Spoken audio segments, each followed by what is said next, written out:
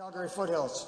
Mr. Speaker, last month the Premier said the NDP government would file for intervener status in the Dilbit reference case, but she has a record.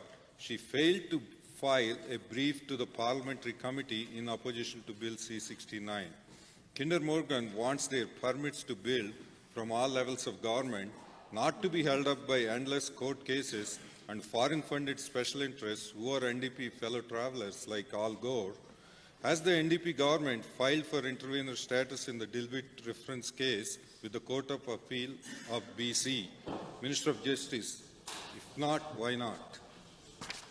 The Honourable Minister of Energy. Thank you, Mr. Speaker.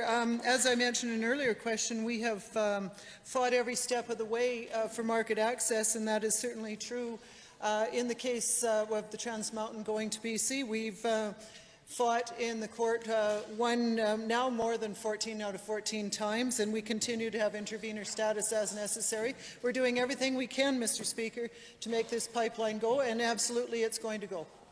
Supplemental. Mr. Speaker, given effective May 22nd, the Liberals in Ottawa have cut off the committee work on C-69, the federal bill that makes changes to the National Energy Board, despite having 470 amendments to consider.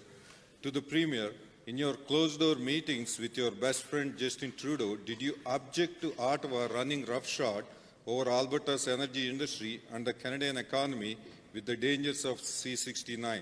And if not, why not? The Honourable Minister. Thank you, Mr. Speaker. You know, the reference case brought forward by the BC government is not good for Canadian jobs, it's not good for the industry, and it's not good for economic union. Frankly, it's just not good for our country.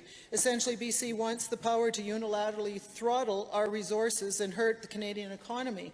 And I would suggest that they be very, very careful in what they ask for.